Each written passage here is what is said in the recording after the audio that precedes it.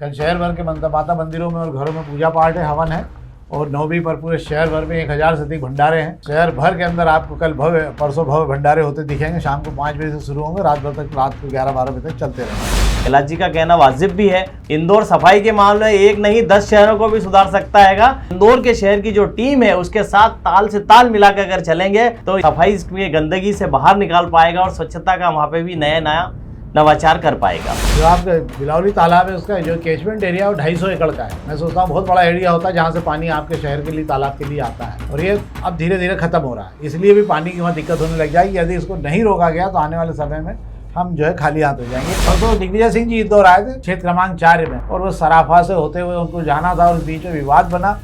विवाद के बाद में लोग जो कांग्रेस अपने भाजपा के जो वहाँ पे हिंदूवादी संगठन थे उन्होंने चूड़ियाँ फेंकी और भी बहुत विरोध किया था दिग्विजय सिंह जी का, पर ये मामला ख़त्म नहीं हुआ। मामला इसलिए गर्मा गया कि कांग्रेस के जो नगर अध्यक्ष हैं चिंटू चोक से, उन्होंने इस मामले पर कड़ी आपत्ति ली थी कि इस प्रकार से सीधे कोई भी नेता आता है, कांग्रेस को कोई सूचना नहीं दी और वो सीधे जाके अपना काम वहाँ जाके मिलने और मिलाने का काम या जो भी करना हो उसके करने तो इससे नुकसान होता है। चिंटू चोकसे को भी बुलाया गया था पर वे गए नहीं। चिंटू चोकसे को ऐसा लग रहा है कि शहर में जो मसला हमने गर्म किया था उसको जो दिग्विजय सिंह के आने के बाद में वो ठंडा हो गया। वजह ये रही कि बाजार में जब दिग्विजय सिंह उतरे तो वहाँ किसी व्यापारी का उन्हें समर्थन नहीं मिल पाया और ना वो लोग उनके साथ चल पाए जिन्हें निकाला गया है काम से।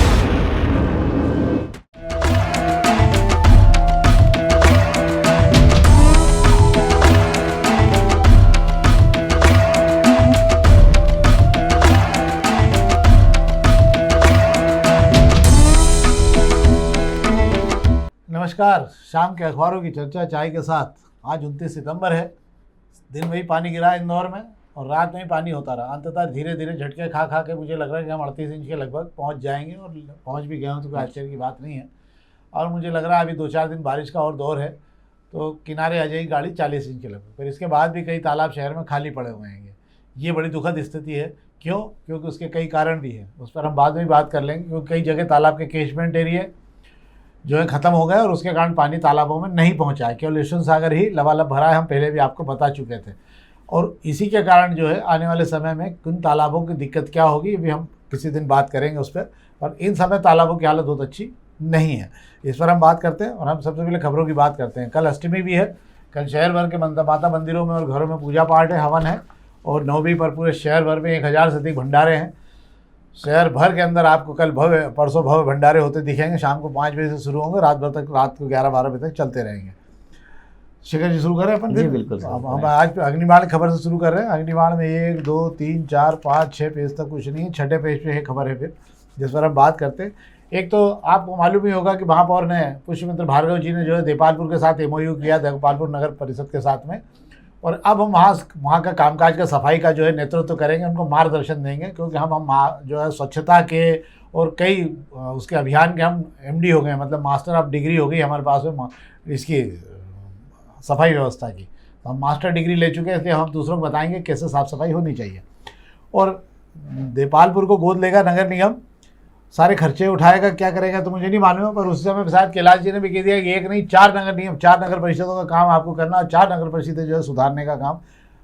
आह्वान अच्छा है, कहाँ तक हम सफल होंगे इस पर हम बाद में बात करेंगे। क्या शेखर जी मामला क्या है? जी बिल्कुल, आप सही कह रहे हैं। स्वच्छता में जो शहर अव्वल आते आए हैं, इसमें अगर इंदौर की अगर बात कर ली जाए, इंदौर तो स्वच्छता का महागुरु हैगा। स्वच्छता सुपर स्वच्छ लीग में जो इंदौर सबसे अव्वल रहा था देश भर में। अब हर बड़े शहरों को एक जिम्मेदारी दी जा रही है कि अगले सर्वे में वे तभी अव्वल रह पाएंगे जब वे किसी छोटे शहर को जो है स्वच्छता में एक रोल मॉडल बनाकर खड़ा करेंगे। इंदौर को जो जिम्मेदारी दी गई, देपालपुर की जिम्मेदारी, कल इसका जब MOU साइन किया जा रहा था तब के केंद्रीय मंत्री मनोहर लाल खट्टर भी इसमें ऑनलाइन जुड़े थे। तब बात चली कि इंदौर इतना बड़ा शहर है जो स्वच्छता में लगातार 8 बार अव्वल रह चुका है, वो सिर्फ क्या एक ही शहर को सफाई में सुधारेगा। इस पर जो है ये बात सुनते ही मंत्री कैलाश विजयवर्गीय ने कहा कि आप रुकिए तो सही, इंदौर है ही अभी देपालपुर का काम शुरू कर लेने दीजिए, उसके बाद 4 शहर हम और ले लेंगे। हम 1 नहीं 5 शहरों को सुधार कर दिखाएंगे। कैलाश जी का कहना वाजिब भी है। वजह है कि ये इंदौर है। इंदौर सफाई के मामले में 1 नहीं 10 शहरों को भी सुधार सकता है। बस इंदौर को उतनी आज़ादी मिल जाए, इंदौर को उतना काम के लिए समय मिल जाए, या इंदौर को उतनी जो है उन शहरों से मुझे लगता है कि तालमेल बैठ जाए। उन शहर के लोग अगर इंदौर के शहर के जो बासिंदे हैं या इंदौर के शहर की जो टीम है उसके साथ ताल से ताल मिलाकर अगर चलेंगे तो इंदौर जो है कई शहरों को जो है सफाई इसकी गंदगी से बाहर निकाल पाएगा और स्वच्छता का वहाँ पे भी नया नया नवाचार कर पाएगा। और निश्चित रूप से मुझे लगता है कि पर्यावरण के लिए भी अच्छा काम होगा, क्योंकि मुझे लगता है वृक्षारोपण वगैरह भी कैलाश जी अगर उस काम का नेतृत्व करवाएंगे तो पर्यावरण और सुधार की भी काफ़ी व्यवस्था उसमें रहेगी। इस पर हम देखेंगे समय के साथ में कि आखिर देपालपुर के हाल क्या होते हैं, तो वक्त बताएगा, इस पर हम बात करेंगे। अब हम दोपहर की खबरों की बात कर लें तो दोपहर की पहले पेज की खबरों की आपसे बात कर ले रहा हूँ। आपको याद होगा शायद दवा फार्मा उद्योग पर ट्रंप ने जो है 100% टैरिफ लगा दिया है। इससे दवा कारोबारी में बड़ी हलचल मच गई थी, परंतु आज जो है चीन ने एक हाथ पकड़ा है थोड़ा सा। वो चीन ने अपने यहाँ जितनी दवाइयों का आयात भारत से होता था, बहुत ज़्यादा आयात नहीं है हमारे चीन में, पर जो भी आयात था उसमें 30% जो है उनका टैक्स लगता था, आयात का टैक्स लगाते, तो उन्होंने उसको शून्य कर दिया है।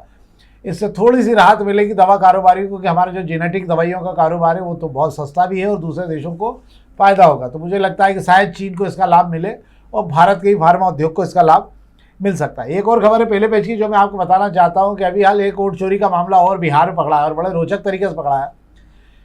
बिहार के चंपारण में एक ढाका सीट है विधानसभा की, उसका नाम ढाका विधानसभा सीट है कि उस ढाका विधानसभा सीट के विधायक जो है भाजपा के हैं और वो भाजपा के विधायक ने चुनाव आयोग को पत्र लिख के 80,000 मुस्लिमों के नाम दिए हैं निकाल के, इन सबको जो है विदेशी मानते हुए इनको जो है इनके नाम मेरे विधानसभा क्षेत्र से काट दिए जाएं। एक मामला मिलने के बाद में इस मामले को उठाया है जिन लोगों ने, उन्होंने पूरी जानकारी निकाली और उसके बाद में उन्होंने इस पूरे मामले, पवन जायसवाल हैं जो भाजपा के वहाँ के विधायक हैं, और इस मामले को लेकर अब ये मामला बहुत गर्मा गया है। कांग्रेस ने भी इस मुद्दे को उठाया है ताकि इस मामले की जांच की जाए कि इस प्रकार से और भी जगह विधानसभाओं में क्या चिट्ठी लगाकर रोज़ 10-10, 20-20 नाम काटे जा रहे हैं, इसकी भी एक शिकायत लगाइएगी। तो ये दो खबरें थी जिस पर हमने आपसे बात की, ये आपके संज्ञान में रहे। और यदि आप चाहते हैं कि इस प्रकार की सारी खबरें जो आप देखना चाहते हैं जो शायद दूसरे अखबारों में न मिले, तो आप उसको दोपहर के, आप अगर ये साइट खोलेंगे तो आपको दोपहर की लिंक मिल जाएगी, उसके अंदर आपको जानकारी मिल जाएगी कि दोपहर अखबार में ये सारी जानकारी कहाँ कहाँ। एक और खबर पर हम बात कर लें।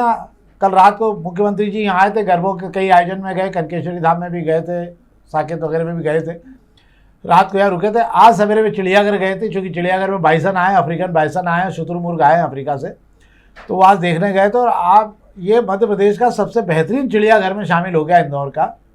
और इसके अलावा जो है सबसे बड़ी बात है कि अब यहाँ जिराफ लाने की कोशिश की जा रही, जो लंबे समय से शायद मैं सोचता हूँ इसकी कोशिश की जा रही थी, पर अब ये चिड़ियाघर तमाम बच्चों के और लोगों के देखने लायक रोचक स्थल में धीरे धीरे विकसित हो चुका है। अब इसको काफ़ी क्षेत्र भी लगने लगा है और एक बेहतर चिड़ियाघर के रूप में, जू के रूप में आप इसे अपनी पहचान कर सकते हो। तो राष्ट्रीय स्तर पर भी इसके 10वें या 11वें नंबर पर इसका नाम है। क्या शेखर जी? जी बिल्कुल, आप सही कह रहे हैं। मुख्यमंत्री मोहन यादव जो है कल रात जो है इंदौर शहर के अलग अलग गरबों में गए थे और वहाँ पर डांडिया के अलावा उस समय जब जो भाजपा की अपनी भारत की जो जीत हुई पाकिस्तान पर क्रिकेट पर, उसका जश्न भी उन्होंने मनाया। और इस जश्न के चक्कर में देर रात उन्हें इंदौर में ही हो गई थी, इस वजह से उन्हें उज्जैन या भोपाल जाने की बजाय वे सीधे रेसिडेंसी कोठी पहुंच गए थे, वहाँ आराम फरमाया और वहाँ से वे सुबह सुबह चिड़ियाघर की तरफ गए। क्योंकि मुख्यमंत्री मोहन यादव का चिड़ियाघर के पक्षियों को लेकर, पशु पक्षियों को लेकर बड़ा प्रेम जो है शुरू से दिखाई देता हैगा।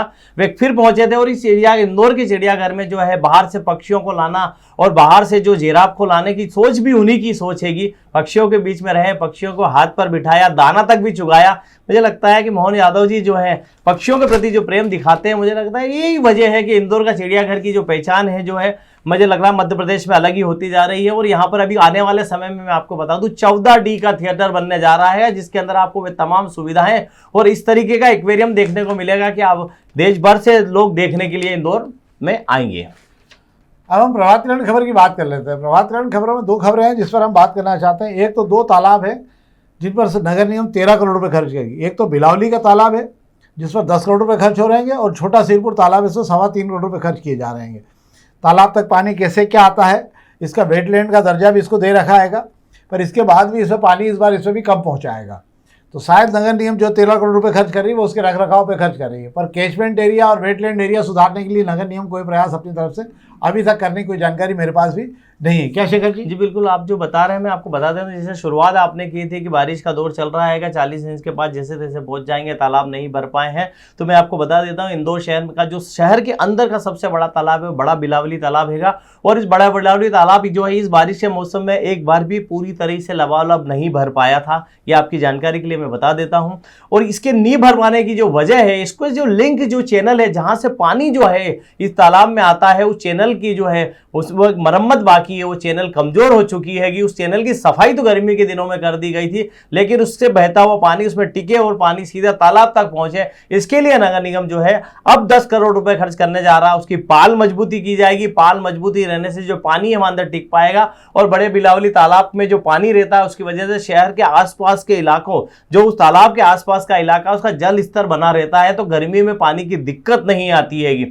ऐसी ही बात कर लेते हैं, छोटे सिरपुर तालाब की बात कर लेते हैं। उधर बड़ा बिलावली तालाब है तो इधर छोटा सिरपुर तालाब है। इससे की भी पाल को मजबूत किया जाएगा, इसकी चैनल को भी मजबूत किया जाएगा। कैचमेंट एरिया में जो कब्जे हो गए वो हटवाए जाएंगे और इसकी सुंदरता पे 3.25 करोड़ रुपए खर्च किए जाएंगे। आपको इतना मैं बता देता हूं कि वेटलैंड सिटी का दर्जा हासिल करने के लिए नगर निगम ने बड़े सिरपुर तालाब को जिस तरीके से संवारा था, अब छोटे का नंबर आएगा। इसमें एक और बात है, जो आपका बिलावली तालाब है उसका जो कैचमेंट एरिया वो 250 एकड़ का है। मैं सोचता हूँ बहुत बड़ा एरिया होता है जहाँ से पानी आपके शहर के लिए, तालाब के लिए आता है, और ये अब धीरे धीरे ख़त्म हो रहा है। इसलिए भी पानी की वहाँ दिक्कत होने लग जाएगी। यदि इसको नहीं रोका गया तो आने वाले समय में हम जो है खाली हाथ रह जाएंगे। खबर पर और बात कर ले रहे हैं आज। यही बड़े आश्चर्य की बात है कि 300 साल पुराने झाड़ का मामला तो निपटा नहीं है हमारे पास में, पर एक टंकी के निर्माण के लिए बगीचे में 28 पेड़ काट दिए गएंगे। और प्राइवेट गाड़ी से लकड़ी उठाकर मंडी भी जा चुकी है कि बगीचे में सब हरे हरे पेड़ लगे हुए थे। यशवंत निवास रोड पे टंकी बनने वाली थी और इस पर आरी चल रही है। इसको रोकने का कोई प्रयास शायद नगर निगम नहीं कर रही, पर ये दुखद स्थिति है। इस प्रकार से झाड़ों को काटे जाने को लेकर मुझे लगता है कोई सार्वजनिक जानकारी भी नहीं दी जा सकती। चोरी छुपे या कहीं छपते कटते रहते हैं तो अखबारों से जानकारी आपको मिलती है कि इस प्रकार के झाड़ काट दिए गए।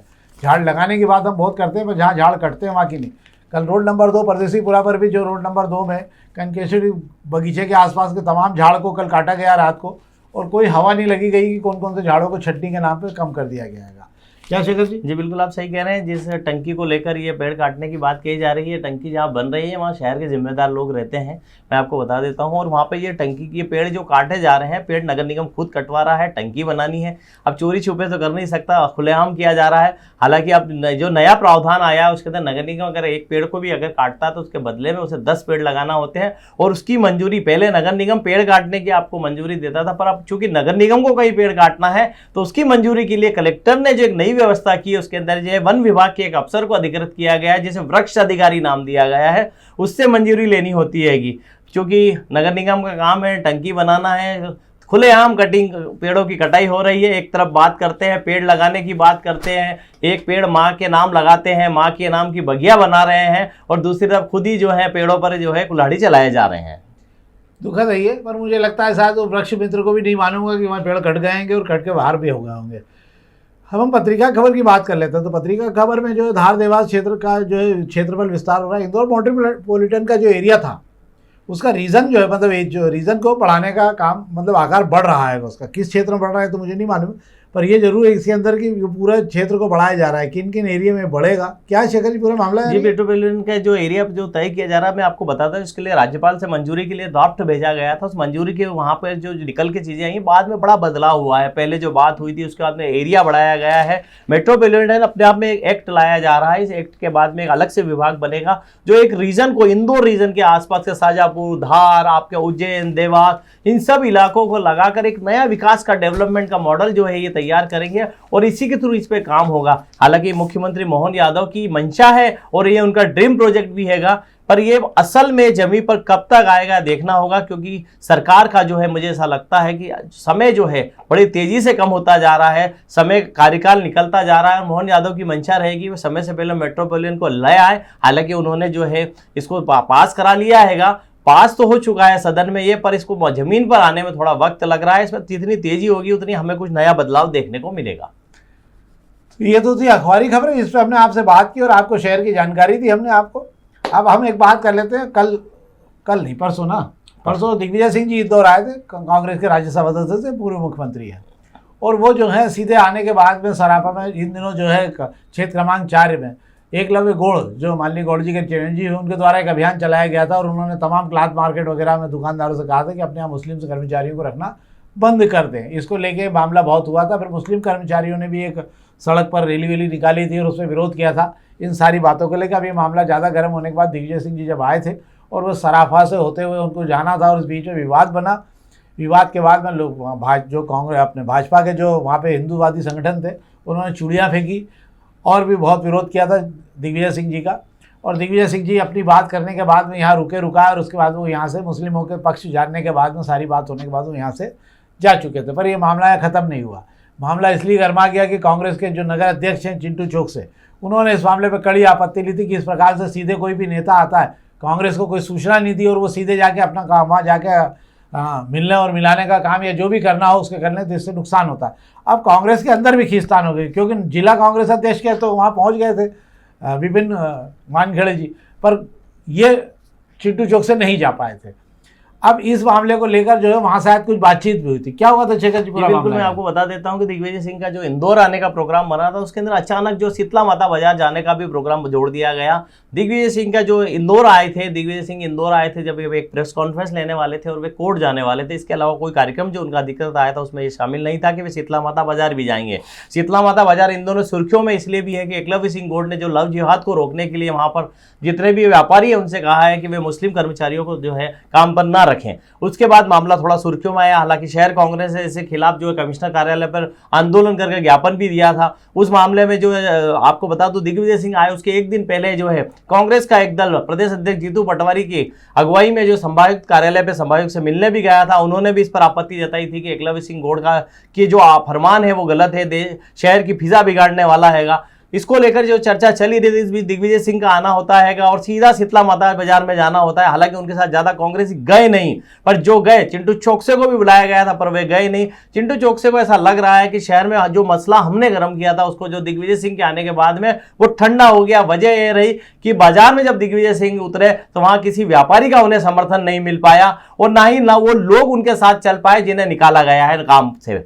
चूंकि दिग्विजय सिंह थे, उनके बुलावे पर विपिन वानखेड़े चले गए थे। विपिन वानखेड़े दिग्विजय सिंह के साथ में चले गए, चिंटू चौक से गए नहीं और शहर में कोई भी नेता आया बगैर सूचना के आके हल्ला मचा के कांग्रेस के चला गया। अब मुझे लगता है तकरार जो है ये बढ़ गई है और इसके पीछे बड़े सियासी समीकरण मुझे दिखाई दे रहे हैं कि जो दिख रहा है वो कुछ और है और पर्दे के पीछे कुछ और होगा। ये एक पूरी नई कहानी है। हम आपको एक नया प्रोग्राम बना रहे हैं इसके ऊपर, जिसमें हम आपको जानकारी देंगे कि दिग्विजय सिंह कोई सीधे अचानक उस जगह पे नहीं पहुंचे। इसको लेकर एक बड़ी रणनीति, बिहार चुनाव को लेकर ये पूरी रणनीति बनाई गई है।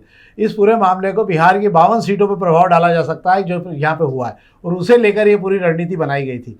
इसके सारे वीडियो और सारे कार्यक्रम को लेकर जो है हम एक पूरा प्रोग्राम आपको बताएंगे कि इस प्रोग्राम का इसका उपयोग कहाँ किया जाना है। तो ये तो था हमारा आज का कार्यक्रम। हम आपसे आग्रह करेंगे इस कार्यक्रम को अपने अधिक से अधिक साथियों तक पहुंचाएं। लाइक जरूर करें आप इस कार्यक्रम को और अपने मित्रों तक पहुंचाएं ताकि अधिक से अधिक इसको हम पहुंचा सकें और अच्छा कर सकें। बहुत बहुत धन्यवाद।